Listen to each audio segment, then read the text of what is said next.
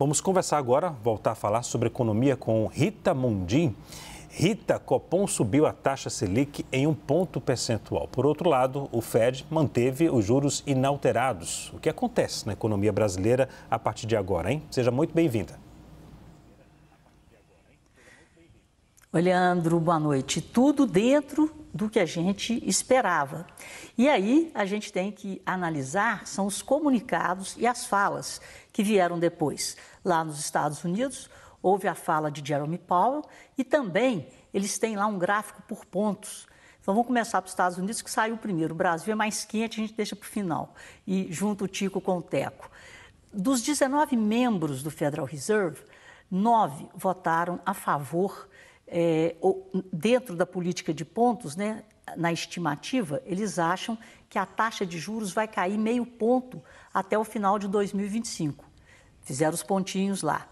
4 acham que vai ficar estável e 4 acham que pode cair mais um pouco, né? Então, assim, a expectativa do mercado, que o mercado comprou, foi a maioria, ou seja, a taxa de juros nos Estados Unidos deve cair meio ponto esse ano, e o primeiro corte pode vir em junho. Então, quando a gente fala de corte de junho, de juros, isso anima.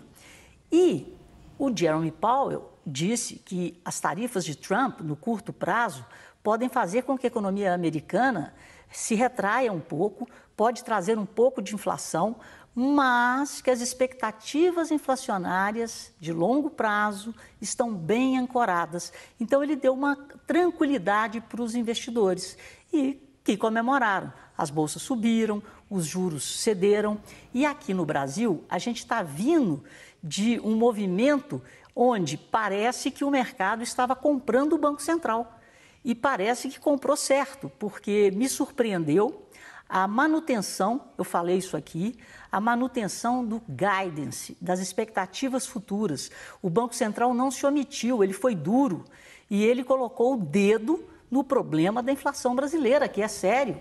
A desancoragem das expectativas aqui no Brasil, ao contrário dos Estados Unidos, que estão bem ancoradas, por aqui não.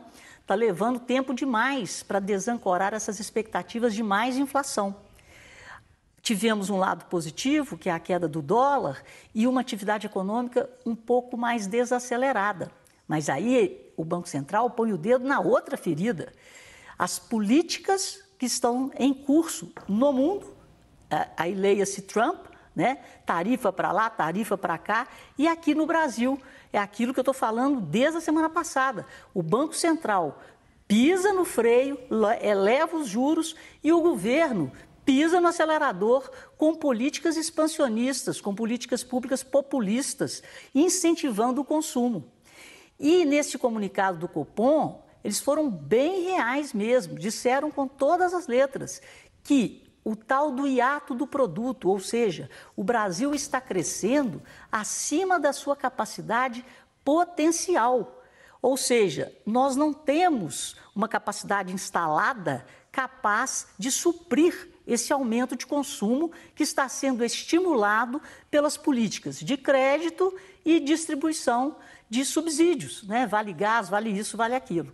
Então, eu aqui quero, assim, elogiar a independência do Banco Central. Esse era o temor. O Banco Central adotaria um viés político ou não? Porque ele poderia simplesmente não contratar outra alta de juros e falar que ia observar os dados. É o que ele fará, pelo guidance que ele soltou hoje, depois de aumentar os juros na próxima reunião, e ele não sabe em que magnitude, mas já contratou um novo aumento, porque o momento é muito delicado.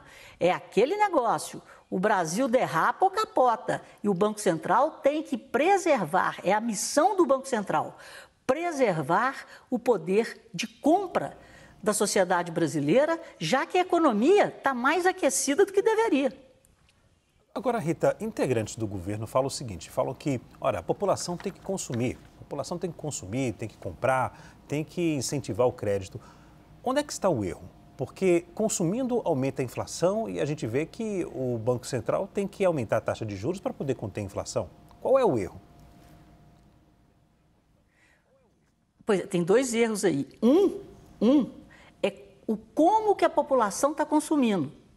Então, a população está consumindo se endividando na maior taxa de juros desde outubro de 2016.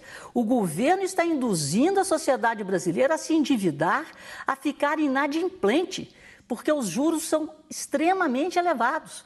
Então, você lança programas de incentivo ao consumo para uma população que não sabe fazer conta, que não se interessa por educação financeira, e o pessoal sai comprando. Não, o governo falou que o juro do consignado está mais barato, do consignado privado. Aí vai lá e compra. E depois vê como é que faz. Vê como é que faz? Não, né? Quebra. Então, as famílias brasileiras, mais de 70% estão endividadas, mais de 45% estão inadimplentes. Então, você não deve estimular consumo via crédito com juro nesse nível. E você não deve gastar o que o governo não tem, gerando déficit primário, em políticas assistencialistas. Pelo contrário, você tem que colocar filtros nessas políticas. E como que você cria um ambiente de crescimento sustentável? Através do investimento, para aumentar a capacidade instalada para que possa haver consumo. E esse investimento, que é o crescimento do bem, ele está sendo visto com muita clareza há muitos anos no agronegócio. O agronegócio vem crescendo em produtividade, em eficiência e entregando alimentos para o mundo. E turbinando a nossa balança comercial, diminuindo o nosso risco externo. Então, isso é o crescimento do bem. Estou dando esse exemplo para a gente notar como é que a coisa tem que funcionar. Então, o agronegócio vem crescendo de forma resiliente e consistente através de investimento em tecnologia, em máquinas, aumentando a produtividade. Então, esse é o crescimento. Não é simplesmente falar, vão consumir, sem que o próprio país tenha condições de produzir aquilo que está sendo demandado. É o hiato do produto positivo. Nós podemos crescer a 2,5%, temos essa capacidade, estamos crescendo a 3,4%. Rita, E isso gera inflação. E o governo gera inflação porque está aumentando a dívida. Compreendi. Rita, o preço dos alimentos também aparece novamente em uma pesquisa como o principal motivo pela queda de popularidade do governo. Mas pela primeira vez, Fernando Haddad também é fortemente atingido por essa percepção negativa. Qual a saída do governo, na sua avaliação? Pois é, né? A saída não é simplesmente abrir o nosso mercado para produtos que nós mesmos produzimos. Os alimentos, o agro, ele é cíclico e, além de ser cíclico, ele é sensível a problemas climáticos. Então, existem coisas que acontecem e que a produção diminui, aí você tem que fazer uma substituição, etc. e tal.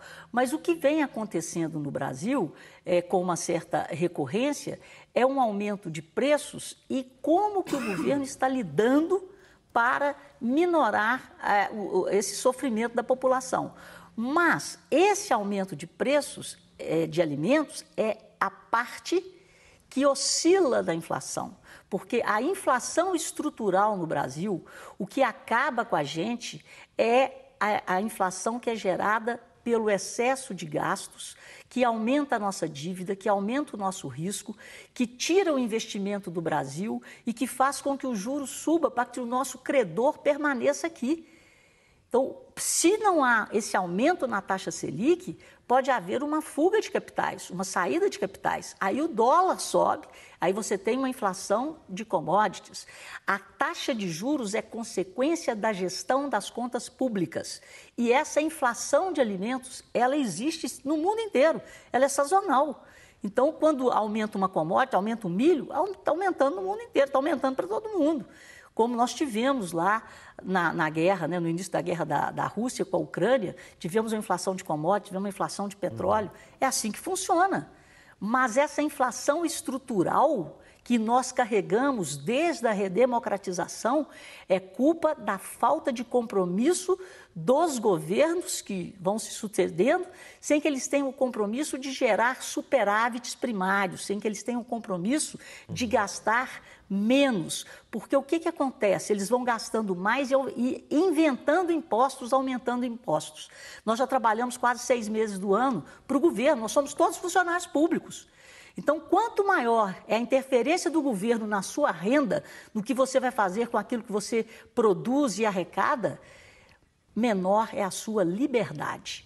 Então, o Estado, quando ele avança em cima da sua renda, da renda das famílias, do lucro das empresas, é porque ele é ineficiente e não quer gerar eficiência para poder liberar a renda das famílias e a renda das empresas. O dinheiro é muito mais bem gasto na nossa mão do que nas mãos de um governo inchado, corrupto e quase que inoperante em oferecer educação, saúde e segurança de qualidade, que são os serviços públicos que a gente não tem.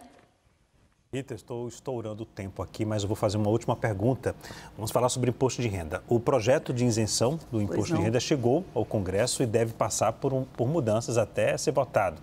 Ainda assim, essa renda que vai sobrar do salário dessa população que ganha até 5 mil pode ajudar a aquecer a economia?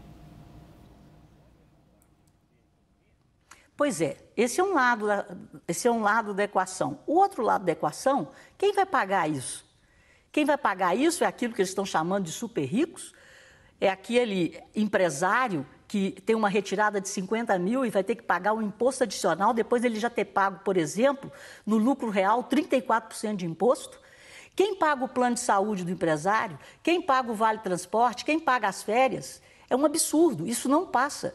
Isso é pauta eleitoral. O Congresso não vai permitir que quem corre o risco, quem gera riqueza, seja penalizado nesse ponto. Então, na hora que ele vai fazer a retirada dele, depois que ele já entregou o sangue, o suor, 34%, né, no lucro real, ele ainda tem que pagar mais 10% adicionais? Isso é um absurdo.